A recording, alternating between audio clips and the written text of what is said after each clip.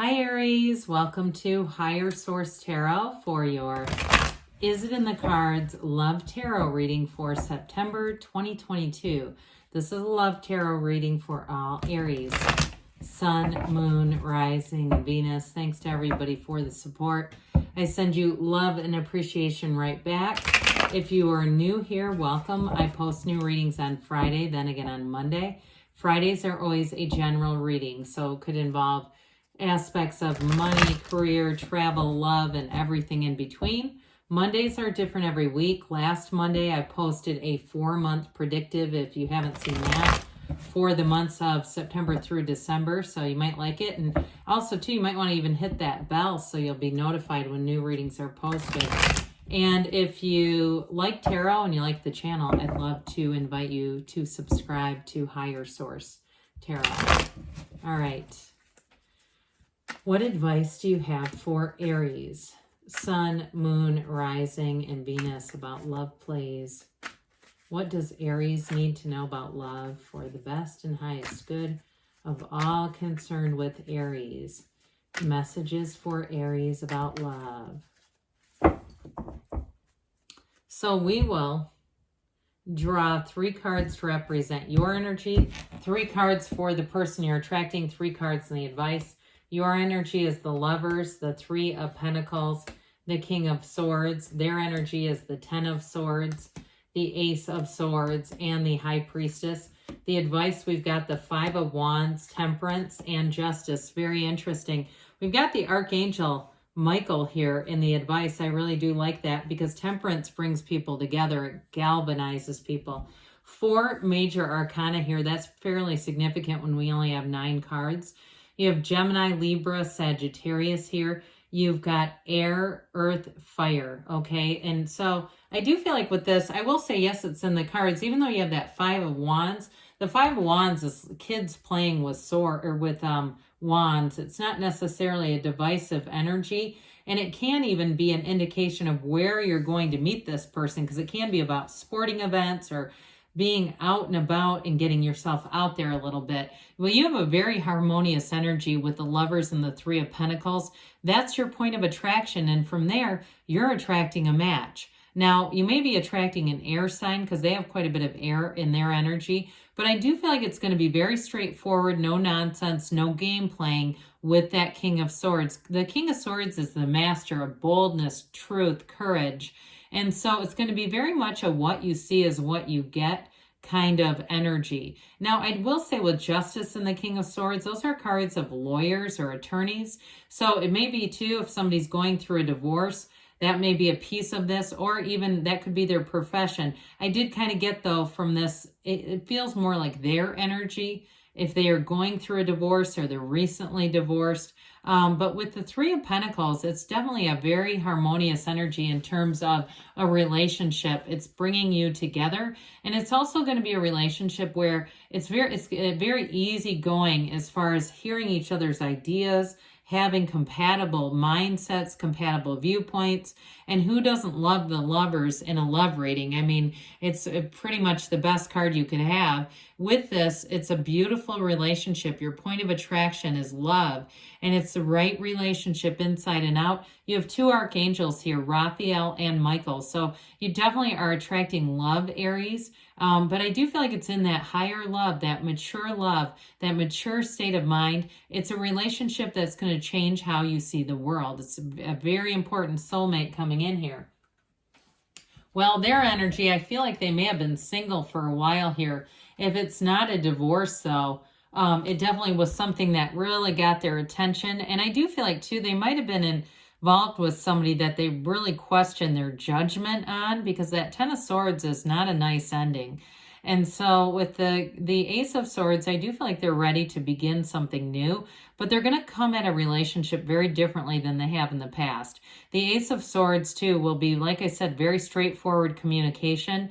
I do feel like, too, this person is a good communicator either way. Maybe they work in something where they have to use email a lot, or I even get like computer sciences or something like that, where it's technology based. But the High Priestess is an interesting card here because she's the card of celibacy. So I don't feel like they've been dating around. I feel like they've been kind of keeping to themselves a bit. In an intentional way, but I also don't feel like it's negative by any means. It's like they've had to go within whatever that ending was for them.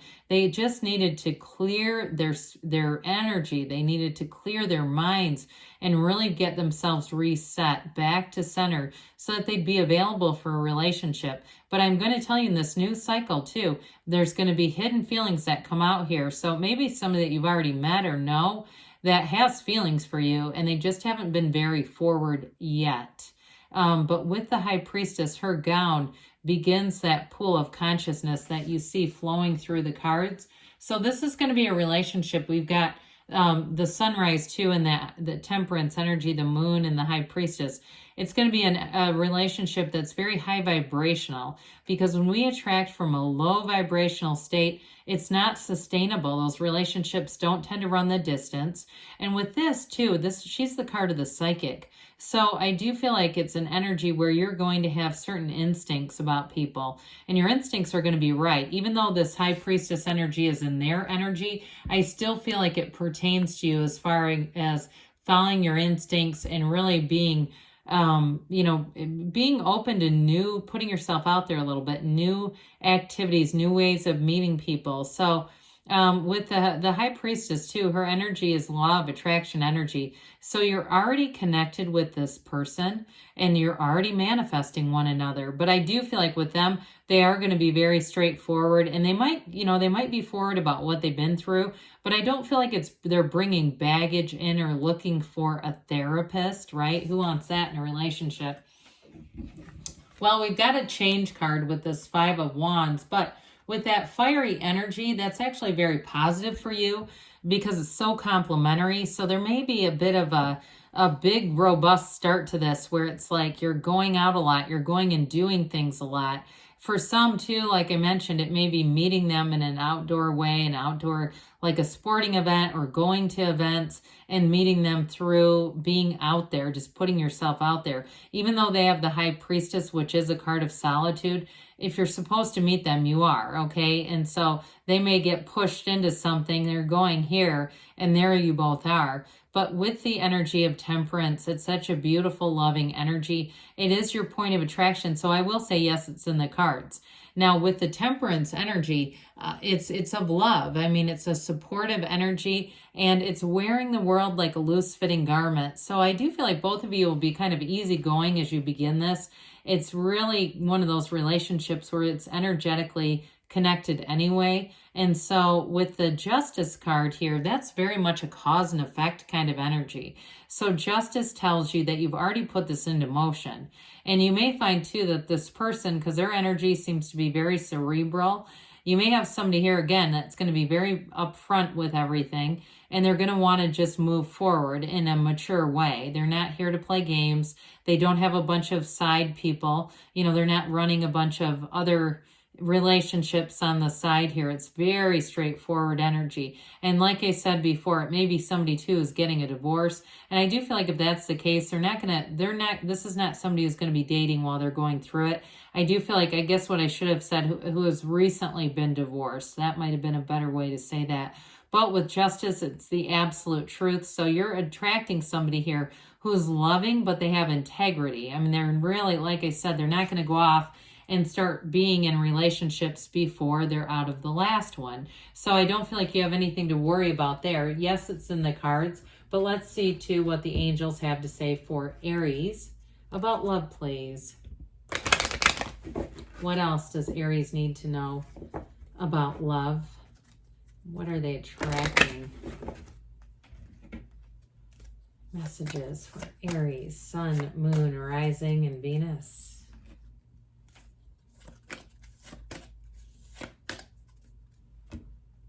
All right, you have trust, okay? So again, with Justice, this is a card or a relationship that's going to be built on a very solid foundation of integrity, honesty, being very upfront about things.